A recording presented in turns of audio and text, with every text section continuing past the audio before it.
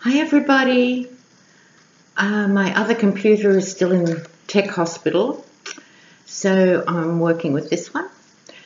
And of course it's been another hectic week. How can you keep up, really? So even though I've got this long list, it struck me that I really want to revisit the Republican Party and where it's going.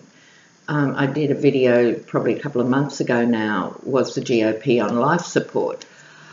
It's only gone downhill since then, you know. So they've failed to pick up on the temperament of what's going on for young people with the gun debate. You know. They haven't supported Mueller. They've done their best to undermine the Mueller investigation. They've notoriously been the Cold War party of the Russians. They just brushed that aside. And now the trade tariffs. Well, I'm not an economist, but it's perfectly obvious that if you put up the price of steel and aluminium, everything that involves steel or tin is going to pay more to produce it, and that leads to job losses, and that's what happens, you know. It's just nonsensical. And they keep backing whatever the loofah-faced one puts up next. And that means I think they're playing with fire. So I just wanted to have a quick look at the Republican Party. So let's see what's going on for the GOP.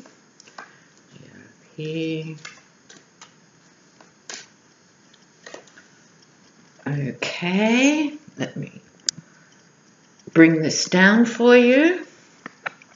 Oh, bang in the middle, signifier Mueller. Hello, Robert Mueller.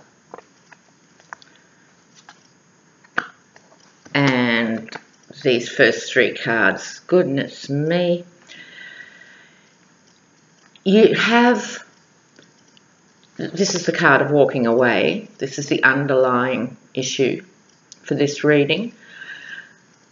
There's a real risk here for the GOP that anyone who has a moral position or a heart or a brain of any sort is walking away from the GOP. So who does that leave? Well, it leaves the ideologues and the nutcases. So I think not only is the GOP vulnerable, it's on very thin ice. We're going to see more defections. And in that reading I did about the first 3 months of 2018, you didn't have to be a psychic to realise there would be more resignations and defections, but they're always surprising somehow when they do come. And the sheer number of them, I think it's over 36 GOP senators aren't defending their seats. It's just colossal. Like I said, you've got Mueller, bang in the middle, the world. Now, I was talking about the trade deals. So the Republican Party was the party of free trade. The Democrats were supposed to be the party that protects and subsidises, and it's free trade with the world.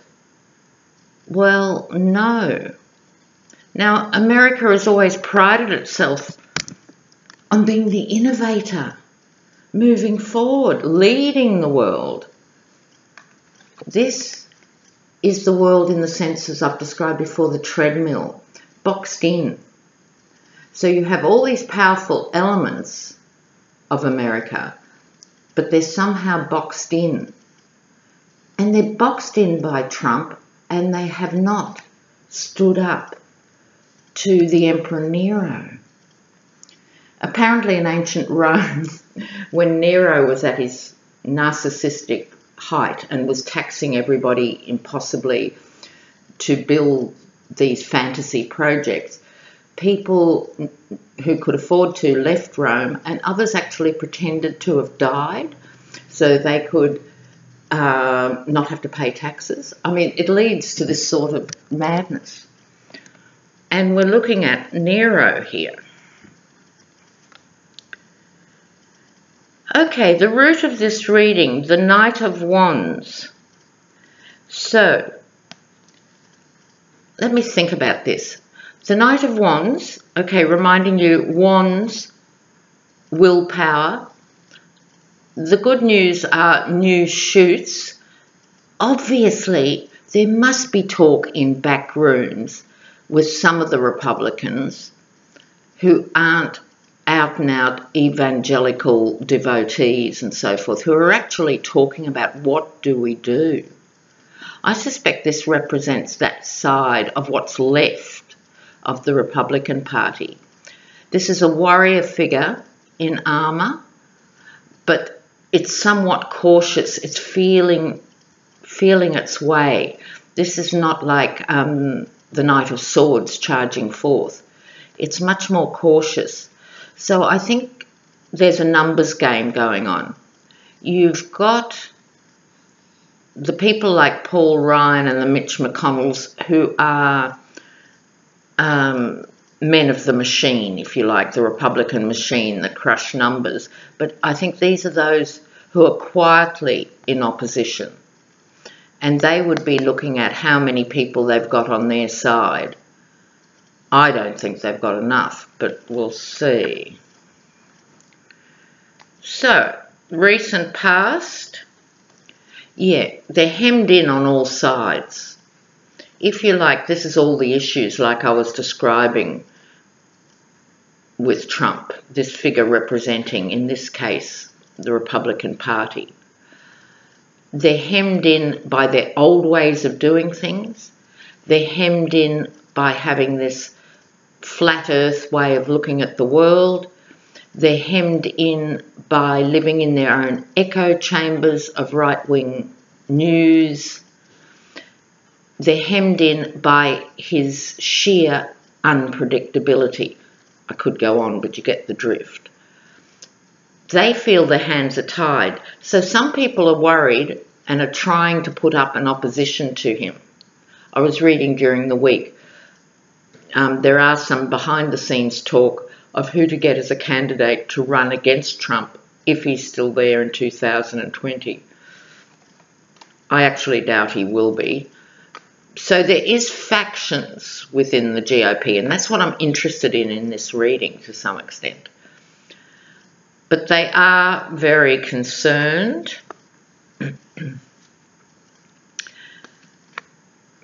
Celebrating, okay, 3 women celebrating, or in this case, women celebrating. Now, as the overarching card, that could be the broader sense of women in America are going, oh look, hopefully we'll be able to vote out the Republicans. Or it could be women changing within the Republican Party. The thing is, when you get the Sarah Palins and the Diane Loesch's, they're often more hardline than the blokes. You know, they can be very, very, very ideological. So I'm not 100% sure how to read that. I'll see what else comes up. So, coming up soon, the King of Cups. This could well be Trump again in that juvenile emotional state. To a certain extent, the president is meant to be the father of the country, and the King of Cups often represents the father. But he's so spectacularly ill-equipped for that role as well as every other. So they could be at the mercy, if you like, of his emotional tirades. And it was said by more than one commentator, he was so upset over the Hope Hicks business that that's why he just lashed out and has tried to put these tariffs on board. Lest we forget, they might not actually go ahead. Some conservative Republicans, or those who still have their head screwed on, might stop it. But they're very worried about his emotional vulnerability. yes, their image is falling short. This is the card of having all the power but not quite making it, the Four of Wands. So you have various people saying, it's okay, it's not okay. And also remembering it leaves the people behind. So there's definitely a strong vibe there with these two cards particularly of hoping it's all right.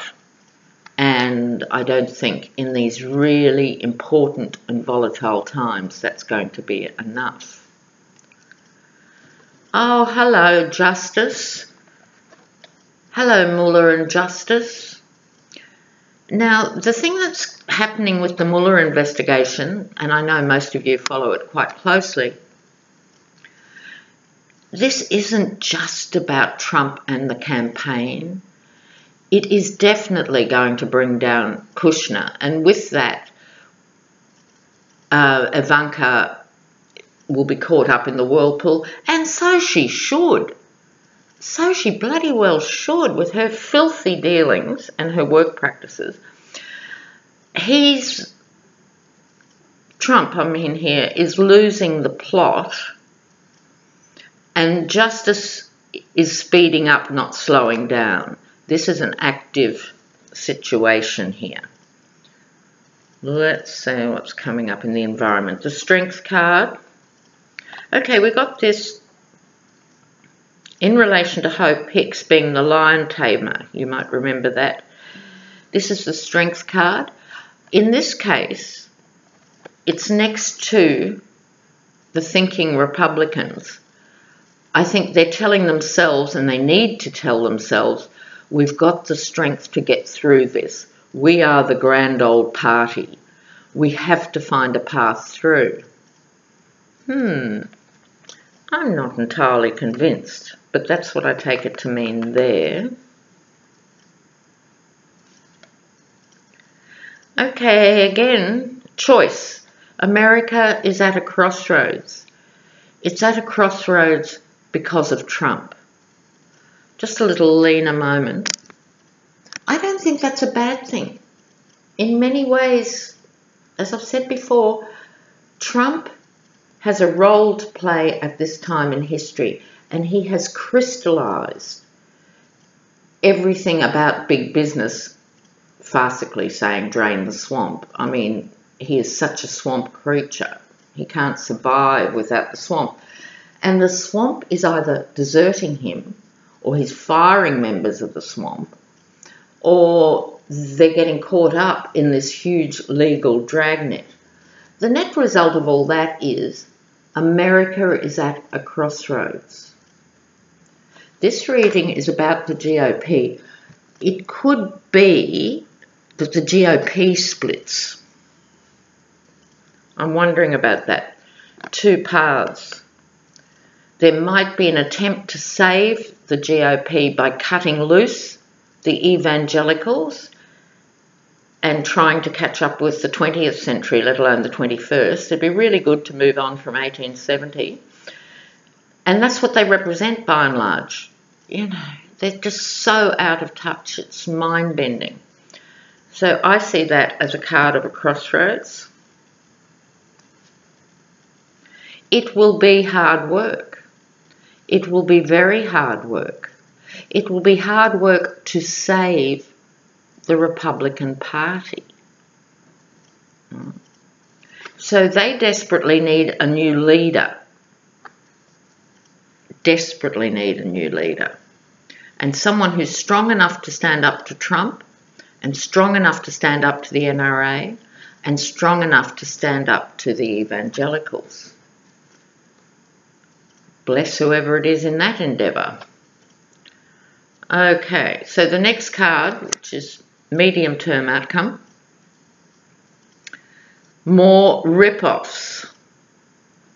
So what that could mean, this is a card of treachery and deceit. I suspect, in the context of this reading, that those reasonable people who want to put in the hard work and reinvent the Republicans as more reasonable and also economically responsible, I think they're going to be sabotaged by the swamp creatures. I really, really do. Further out, the Ace of Cups. I love the Ace of Cups. And normally, such a lovely card. Emotional fulfillment, satisfaction and joy. However, it's twinning on the other side of this row here with what's going on with the King of Cups, who I construe to be emotional Trump. Just whatever went in his ear 30 seconds ago is front and centre. It's gushing emotion. And it's the bird crashing into the chalice, which in this case represents the GOP. So I think there are some deep questions that the GOP needs to ask itself. And I don't know if there's enough honesty in the party to really make this time of crisis a time to move forward. I don't care. I hope the whole party falls over. But I'm reading it in the light of what they should be thinking about and should be doing. I don't know that they're up to it. They have for so long just been the party of supporting big business and pretending to support ordinary people. But they're also the party that holds the right-wing American narrative. So the Democrat American narrative basically is immigration. We have been a land of immigrants and we've grown and flourished. The GOP used to be pro-immigrant just simply because you could get more workers in. But their narrative is, Second Amendment, America really means Anglo-America. Everyone else should just work for Anglo-America and not speak, not think, not have a point of view. So they've controlled that narrative that people on the East Coast, the Democrats, don't care about you. And it's been a very successful message. And I think that's running dry now. It doesn't have the same cachet or gravitas that it used to have. I think they're at absolute crisis point. But the thing I'm looking forward to most is March 24th. Young Americans, March for Our Lives, watch out for March the 4th. I'll be back to you very soon. Bye.